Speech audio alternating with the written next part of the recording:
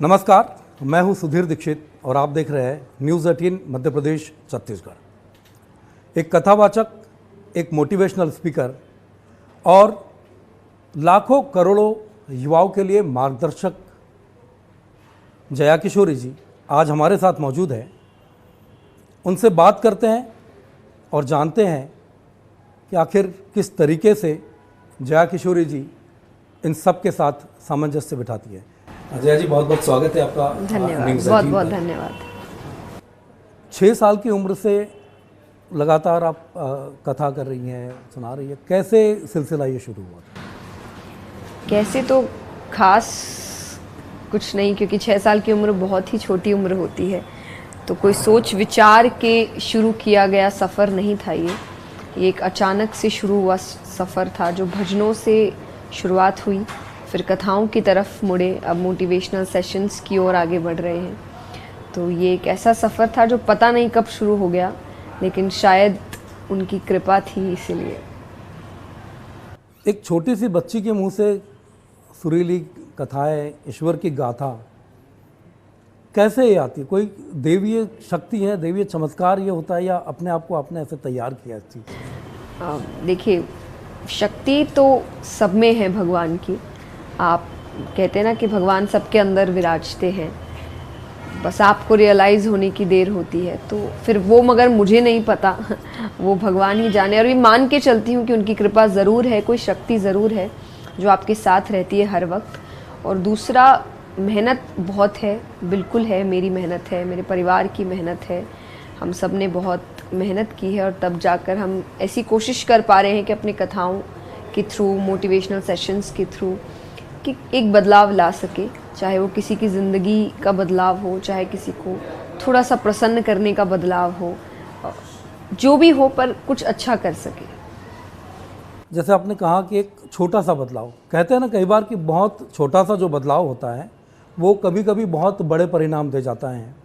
जिस तरह के बदलाव की आप बात करते हैं, सकारात्मकता की हम बात करें कि जो निगेटिविटी लोगों में फैल रही है, आप इसको कैसे देखती है? कि आजकल किसी भी चीज़ को लेकर, जैसे एक हम बात करें, सामान्य सा उदाहरण अगर हम देते हैं कि घर से निकले, आप अक्सर बताती भी हैं कि फ़ोन पर ही आदमी छोटा झूठ बोल देता हो कि बस मैं 5 मिनट में पहुंच रहा हूं, जबकि उसको पता है कि वो 15 मिनट में पहुंचेगा। कैसे ये निगेटिविटी लोगों में आ रही है, या क्या ज़रूरत है छोटे छोटे झूठ बोलने की? ये कहीं ना कहीं सच से बचने का एक तरीका है। और मैं हमेशा कथाओं में भी कहती हूँ कि आपको लग सकता है कि जो छोटे छोटे हम जो शब्द यूज़ करते हैं कि छोटा झूठ है, तो कहीं ना कहीं हम उसको ये बोल के हटाने की कोशिश करें कि इससे कोई फ़र्क नहीं पड़ता, पर इनसे बहुत फ़र्क पड़ता है। कहते हैं ना कि छोटी छोटी आदतें ही बड़ी आदतें बनाती हैं। तो अगर आप छोटे छोटे झूठ बोल रहे हैं, धीरे धीरे वो बड़ा झूठ एक दिन बन जाएगा। और अगर आप छोटे छोटे सच का सामना नहीं कर रहे हैं, तो एक दिन बड़े सच का सामना नहीं कर पाएंगे आप। तो ये कहीं ना कहीं सच्चाई से बचने का तरीका है। पर मैं हमेशा कहती हूँ कि आप कितनी भी कोशिश कर लीजिए, सच से बच नहीं सकते। सच्चाई सामने आती है, और अगर आप छोटे सच का सामना नहीं करें जो आपकी ज़िंदगी का सच है, तो जब एक बार जो संसार का सत्य सामने आएगा, तो आप शायद ही उसका कभी सामना कर पाएंगे।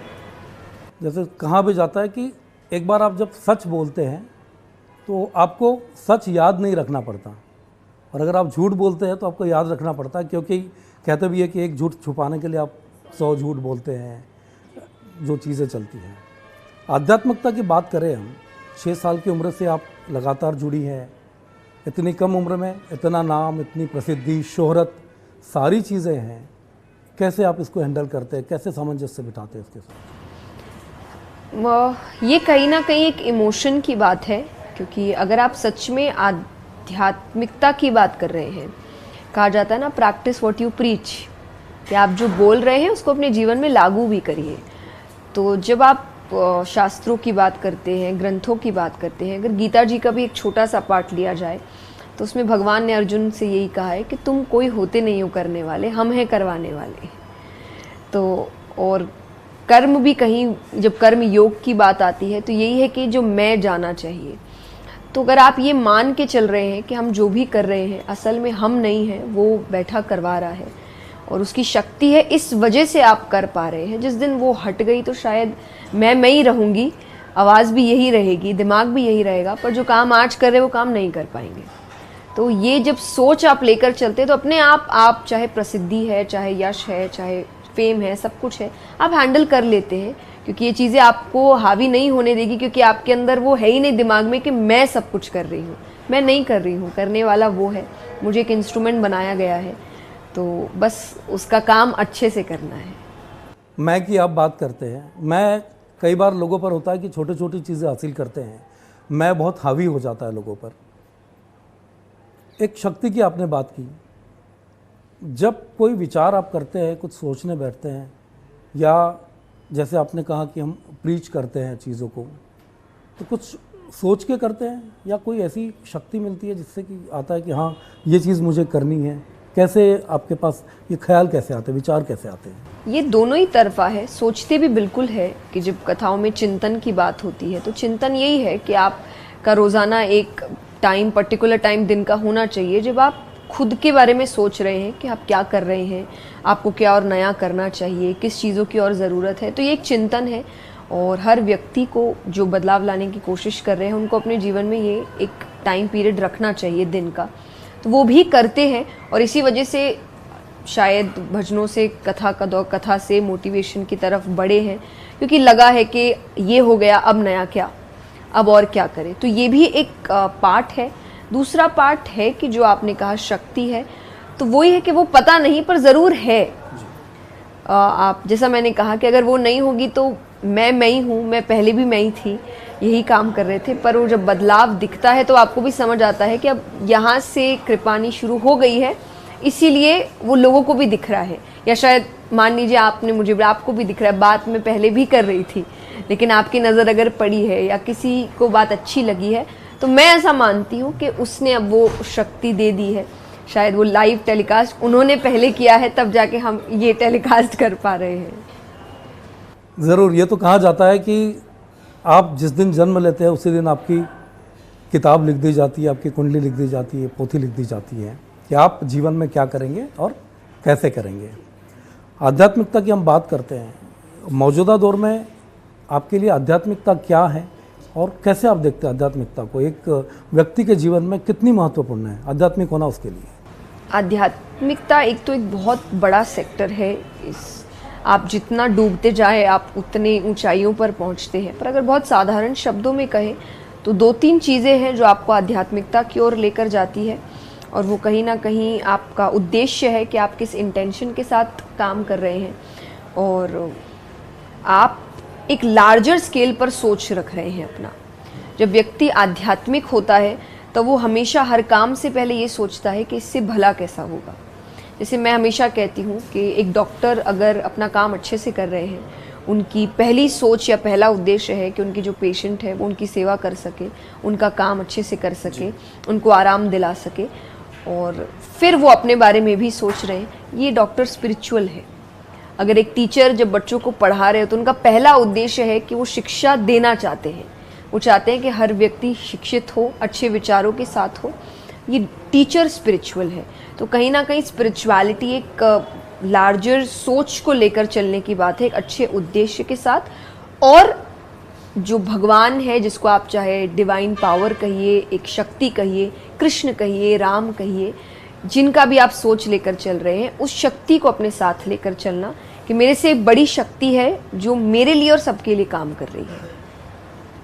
इस शक्ति में जो आध्यात्मिकता की हम बात करते हैं कि एक आध्यात्मिक, मान लीजिए एक व्यक्ति की हम बात करें कि कोई व्यक्ति कैसे आध्यात्मिक होता है, वो आचरण से अपने आध्यात्मिक होता है, या फिर उसके आसपास का जो परिवेश होता है वो उसको आध्यात्मिक करता है, या फिर उसको आध्यात्मिक बनाया जा सकता है? आपके विचार में क्या लगता है, कैसे वो एक व्यक्ति का आध्यात्मिकता का आप कैसे परिचय कर सकते हैं? पहला तो हर व्यक्ति आध्यात्मिक होता है पर वो रियलाइज नहीं करता है, तो उसके कई टेक्निक्स हो सकते हैं। तो उसमें से एक आपका एनवायरनमेंट भी है। अगर मैं अपनी आध्यात्मिकता की बात करूं तो मैं अपने जो मेरा वातावरण रहा उसको मैं श्रेय देना चाहूँगी कि उसकी वजह से मैं आध्यात्मिकता से जुड़ी, मेरा एक झुकाव हुआ, एक रुचि पैदा हुई कि ये बहुत अच्छी चीज़ है, बहुत अच्छी बातें बताई जा रही है। जब आप शास्त्रों की बात करते हैं तो गीता जी के थ्रू भी यही बताया गया है, और आपके सारे शास्त्र के आध्यात्मिकता के लिए आप शास्त्र पढ़िए आप गुरु बनाए, उनसे शास्त्रों को समझे, स्क्रिप्चर्स पढ़े, उसमें आपको आध्यात्मिकता के बारे में सब बताया गया है, जीवन कैसे जीना है बताया गया है, हर रूप से आप कैसे स्वस्थ रह सकते हैं, चाहे वो भावनात्मक रूप है या शारीरिक रूप है या मानसिक रूप है, आपको कैसे स्वस्थ रहना है बताया गया है। तो एक बहुत बड़ा तरीका शास्त्र भी हो सकते हैं कि आप चाहे पहले गीता जी से शुरुआत करिए, फिर आप रामचरितमानस हो गया, श्रीमद् भागवत हो गई, या फिर जैसे जैसे आपकी रुचि बढ़ती है। तो एक एनवायरनमेंट है कि आपके आसपास के लोग किस सोच के हैं, वो एक तरीका है, एक शास्त्र तरीका है, सत्संग तरीका है। सत्संग भी एक बहुत बड़ा रोल प्ले करता है दिमागी तौर पर आपको बैलेंस्ड फील कराने के लिए, और ये साइंटिफिकली प्रूवन है कि जो आपके मंत्र है वो आपके दिमाग को काम करते हैं, आपके स्ट्रेस को रिलीज़ करते हैं। तो सत्संग भी एक तरीका है, मेडिटेशन एक तरीका है। तो तरीके बहुत हैं, चूज़ आप करिए कि आप, और जैसा मैंने कहा आप आध्यात्मिक हैं। मान लीजिए कि कोई मूर्ति है सोने की, पर उस पर धूल बैठ गई है, इसलिए वो चमक नहीं रही या सोना दिख नहीं रहा, तो आप ये मत समझिए कि सोना है नहीं, आपको बस वो धूल हटाने की ज़रूरत है, वापस से वो चमकने लग जाएगी। तो आध्यात्मिकता है पर धूल बैठ गई है, तो ये टेक्निक्स है उस धूल को हटाने के लिए। मन की धूल कैसे हटाएंगे? आध्यात्मिकता से, बिल्कुल आपको अपने आप समझ आएगा। और क्योंकि आध्यात्मिकता कहीं ना कहीं सबसे पहली चीज़ है कि आप खुद के बारे में पहले सोचना शुरू करिए, आपकी अच्छाइयाँ, आपकी बुराइयाँ। अभी लोग ये कर नहीं रहे हैं, इसलिए उनकी धूल हट नहीं रही है और वो कोशिश कर रहे हैं कि हम सबकी धूल हटाते फिरें, कि हम इसको भी ठीक कर दे, उसको भी ठीक कर दे, फिर भी उसको अच्छाई कभी नज़र नहीं आएगी, क्योंकि उसके अंदर जो बुराई है वो गई नहीं है अभी तक। आईना साफ करते हैं, चेहरा साफ करना चाहिए, है ना। किसी शायर ने कहा भी है कि आप आईना साफ कर रहे हो, चेहरा साफ करिए तो आईना भी साफ दिखेगा। भगवत गीता की आपने बात की, रामचरितमानस की बात की, कृष्ण को आप व्यक्त करते हैं, राम को आप व्यक्त करते हैं, दो महान विभूतियाँ जिनको लोग मानते हैं। क्या फ़र्क लगता है, विपरीत स्वभाव के दो कृष्ण और राम लगते हैं आपको? कैसे आदमी कृष्ण और राम को अपने में समाहित करे? नहीं, समाहित तो देखिए उनकी पूरी कथाएं हैं समझाने के लिए कि वो क्या क्या सीख लेकर आए हैं, पर अगर बहुत साधारण शब्दों में कहें तो मैंने कथा में भी कहा था और ये मैंने कहीं पढ़ा है, बहुत अच्छी बात है, मुझे बहुत अच्छी लगी कि श्री राम सिखाते हैं कि मर्यादा में रहते कैसे हैं, और श्री कृष्ण सिखाते हैं कि मर्यादा में रखते कैसे हैं। ये बहुत अच्छी आपने बात कही। हाँ जी, तो श्री राम मर्यादा में रहते हैं और श्री कृष्ण मर्यादा में रखते हैं। तो कहीं ना कहीं ये दो बस एक विपरीत भाव है, वरना दोनों एक ही विष्णु भगवान के ही अवतार हैं। दोनों धर्म को लेकर ही चल रहे हैं, दोनों अच्छाई को लेकर ही चल रहे हैं, काम करने का तरीका अलग है, और इसीलिए दो अवतार है कि अगर कोई कहे कि हमें नियम के अंदर रहकर काम करना पसंद है और आप नियम नहीं तोड़ेंगे, तो आपको कैसे काम करना है वो आप श्री राम से सीखिए। कोई कहे कि नहीं, अगर मुझे कुछ अच्छा करना है तो मैं कई नियम तोड़ना भी चाहूँगा, तो आप श्री कृष्ण को देखिए। तो ये दो अवतार है जो अपने अपने तरीके से पर काम एक ही कर रहे हैं कि धर्म को साथ लेकर चल रहे हैं। जैसे को तैसे की अवधारणा पर बात होती है। हाँ, कृष्ण कहते हैं जैसे को तैसा है जी, और राम कहते हैं कि मर्यादा में रहिए। राम कहते हैं कि अपने स्वभाव को मत छोड़िए जी, अगर आप अच्छे हैं तो भले ही सामने वाला बुरा है, आप बुरे मत बनिए, आप अच्छे ही रहिए। राम और कृष्ण की हम बात कर रहे हैं। एक थोड़ा सा हट के सवाल है, हम जैसे आप अक्सर कहते हैं कि मैं कथावाचक हूँ, मैं संत नहीं हूँ, गृहस्थ जीवन को लेके क्या विचार, एक जया किशोरी जी के मन में क्या विचार होता है गृहस्थ जीवन को लेके कि क्या होता नहीं है? मैं गृहस्थ जीवन, मैं अभी भी परिवार के साथ रहती हूँ और गृहस्थ जीवन ही मैंने चुना है। कहीं ना कहीं कहते हैं ना, विद्यार्थी जीवन के बाद दो रास्ते थे, या तो गृहस्थ या वैराग्य, तो मैंने गृहस्थ ही चुना है। और आगे जाके भी चाहे वो शादी है, परिवार है, सब कुछ होगा। और इसीलिए मैं कहती हूँ कि मैं संत या साधु या साध्वी नहीं हूँ, मैं एक साधारण घर की बच्ची हूँ जिसका झुकाव आध्यात्मिकता की ओर बहुत ज़्यादा है, और वो बचपन से है।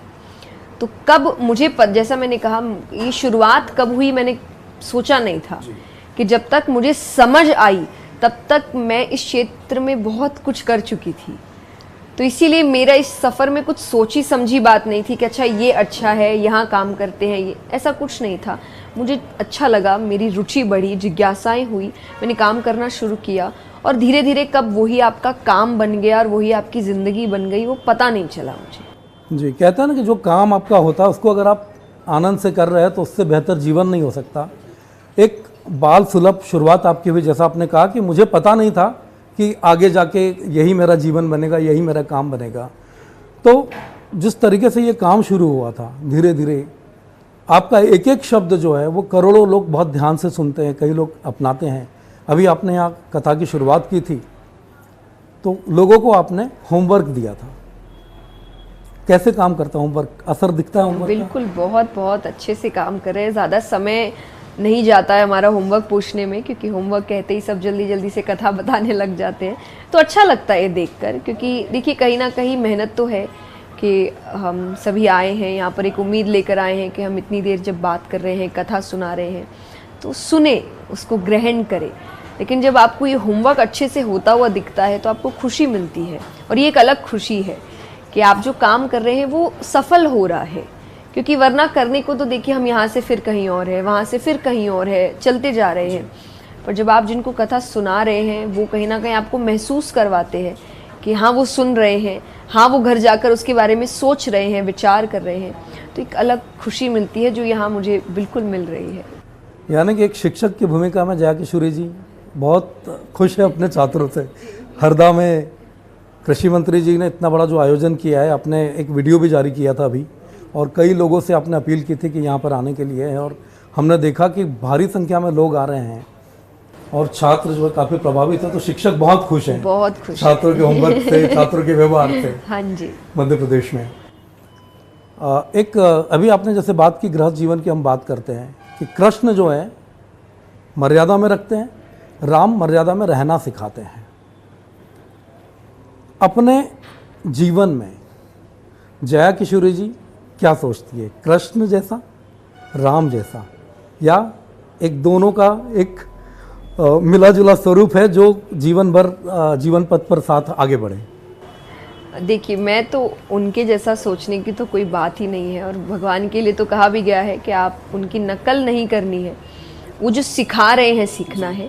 तो हाँ, मेरा झुकाव कृष्ण की तरफ थोड़ा ज़्यादा है, और कृष्ण पूर्ण अवतार है, कृष्ण सबसे प्यारा अवतार है, सबसे ज़्यादा आपको आकर्षित करने वाला अवतार है। तो मेरा झुकाव कृष्ण की ओर बिल्कुल बिल्कुल ज़्यादा है। पर जैसा मैं हमेशा कहती हूँ कि मैं बहुत ज़्यादा धार्मिक हूँ, मैं रिलीजियस हूँ, भक्ति काफ़ी है वो, इसीलिए तो आप जब श्री राम की भी बात होगी तो शायद मेरे मन में भाव उतने ही ज़्यादा होंगे, उनका भी भजन होगा तो मैं उतने ही भाव के साथ सुनूंगी, उनकी बात होगी तो मैं उतने ही भाव से कहूँगी। लेकिन अगर आप एक पर्टिकुलर, अगर आप नाम कहेंगे तो मैं कृष्ण का नाम ज़रूर लेती हूँ, पर मेरे लिए आप श्री राम हैं, महादेव जी है, कृष्ण है, दुर्गा माता है, आप भगवान के नाम, मेरे भाव एक ही रहते हैं, क्योंकि मैं मानती हूँ शक्ति एक ही है, नाम कई है पर शक्ति एक ही है। एक विचार है हमारा ये भी, जैसे आपने कहा कि कृष्ण मर्यादा में रखते हैं, और जिस तरह से अपने भावना जो व्यक्त की है, तो हमें भी ऐसा लगता है कि मौजूदा दौर में कृष्ण का होना ज़्यादा ज़रूरी है ना, ताकि जिस तरह का माहौल है या जिस तरह की नकारात्मकता आसपास घुल रही है, तो लगता है कि कृष्ण ही उस पर नियंत्रण रख सकते हैं। तो निश्चित तौर पर कि करते हो तुम कन्हैया, मेरा नाम हो रहा है जी। एक और सवाल है छोटा सा बहुत, जिसका जवाब बहुत संक्षेप में हम जानना चाहेंगे कि जया किशोरी जी छोटी उम्र में इतनी शोहरत, इतना नाम, लोग बातों को मानते हैं, सारी चीज़ों का है। एक पहलू यह है कि जया किशोरी जी दान पुण्य और मदद में भी बहुत आगे हैं, तो कैसे आप उन चीज़ों को करती हैं? मैं इस पर ज़्यादा काफ़ी संक्षिप्त, क्योंकि मुझे उतना अच्छा नहीं लगता। दान पुण्य ऐसी चीज़ है कि आप जब करें तो आप बताएं, ना ही तो ज़्यादा अच्छा है। पर बिल्कुल मैं इस पर बात करती हूँ कि आपसे जितना हो सके आप सहयोग करिए, और आपके आसपास ही आपको कई लोग दिख जाएंगे जिनको मदद की ज़रूरत है। और मदद भी तन मन धन, जैसा मैंने कथा में कहा कि ज़रूरी नहीं कि सिर्फ धन की सहयोगिता ही दान माना जाएगा या सहयोग माना जाएगा। आप तन मन धन से सेवा कर सकते हैं, आप मन से सेवा, किसी को खुश करें, उनके बारे में अच्छी बातें करें, उनकी अच्छाइयाँ देखें, वो बड़े खुश हो जाते हैं। आज ये कम हो गया है कि आप लोगों की तारीफ़ करें, हम बुराइयाँ ढूंढने में ही लगे हैं कि वो ख़राब है, वो ऐसा है, पर थोड़ी अच्छाइयाँ भी ढूंढिए, व्यक्ति खुश हो जाता है। तो थोड़ी खुशी बांटने से भी सेवा ही है। तन की भी सेवा है कि आप शारीरिक तौर से किसी की मदद कर रहे हैं, धन की सेवा है कि जब आप धन से कर सकते हैं आप सेवा कर रहे हैं। तो अर्थ यही है, मॉरल यही है, सेवा करिए। कि आपके कारण किसी की ज़िंदगी में अगर बदलाव आता है किसी भी रूप से तो वो एक सेवा है और बहुत अच्छी बात है। और शायद यही एक एक्स्ट्रा काम आप कर सकते हैं। इंसानियत इसी को कहते हैं। भगवान ने आपको दिमाग दिया है, आपको शक्ति दी है काम करने का, लेकिन सिर्फ इसलिए नहीं कि आप अपना ही पेट भर सके, आपकी वजह से दूसरों की ज़िंदगियाँ भी बदलनी चाहिए। इससे बड़ी सेवा और कोई नहीं है। अगर आपने जन्म लिया है तो उस जन्म को सार्थक कैसे करना है ये बहुत अनिवार्य है। एक बहुत छोटा सा और अंतिम सवाल है। बहुत सारे लोग निगेटिविटी में घिरे, जो हम बात की थी शुरुआत में भी हमने, कि कैसे लोग अपने अंदर जो नकारात्मकता आ रहे, आप जैसे कह रहे हैं कि लोग बुराइयां खोजने में लगे हैं, निगेटिविटी, तो क्या संदेश आप न्यूज़ 18 के माध्यम से जो लाखों करोड़ों लोग आपको देखते हैं सुनते हैं उनको आप क्या संदेश आप देना चाहेंगे? देखिए, पहला तो जो एक साधारण जब नेगेटिविटी की बात आती है हम कहते हैं कि ये इंसानियत नहीं है। इंसान का काम है अच्छी चीज़ें करना, अच्छे विचार रखना, अच्छा बदलाव लाना। और अगर आप सकारात्मकता की और नकारात्मकता की ओर बढ़ते जा रहे हैं तो कहीं ना कहीं भगवान ने आपको जो काम दिया है आप उससे विपरीत हो रहे हैं। तो ये तो पहला ही पॉइंट है कि हम गलत जा रहे हैं। दूसरा, अगर रियल में आपको है कि नहीं, मैं आजकल क्योंकि शब्द है ना कि मेरी पारखी नज़र है और हम क्रिटिसिज्म एक अच्छी बात होती है, बिल्कुल होती है, तो थोड़ा अपने ऊपर करके देखिए। अगर आपको बुराई ढूंढनी है आप अपनी बुराइयां ढूंढिए। और इंसान, और ये हर मैं अपने लिए भी कहूँगी या किसी के लिए भी, इंसान के खुद में इतनी बुराइयां हैं कि अगर वो ढूंढने बैठे वो अपनी पूरी ज़िंदगी तो निकाल ही लेगा। कि बुराई ढूंढ के उस पर काम करिए। जिस दिन आपको लगे कि मैं परफेक्ट हूँ, मुझ में कोई बुराई नहीं है, उस दिन आप बुराइयां ढूंढना दूसरों में शुरू करिए। लेकिन जब तक आपकी सारी बुराइयां समाप्त नहीं होती तब तक आप मान लीजिए आप दूसरे में बुराई नहीं ढूंढेंगे। बुरा जो मैं देखन चला। हाँ जी, एकदम। जी, ये जया किशोरी जी न्यूज़ 18 से खास बातचीत में उन्होंने बहुत सारे विषयों पर बात की और समाज में जो नकारात्मकता बढ़ रही है उसको हम कैसे दूर कर सकते हैं। जैसे किसी शायर ने भी कहा कि धूल चेहरे पर थी और वो आईना साफ करता रहा। तो जया किशोरी जी यही कहना चाहती है कि हर व्यक्ति अगर अपने मन के अंदर झांके तो उसे दुनिया के सर्वोच्च सुख प्राप्त हो सकता है। हमसे बात करने के लिए बहुत बहुत धन्यवाद। बहुत नमस्कार। धन्यवाद।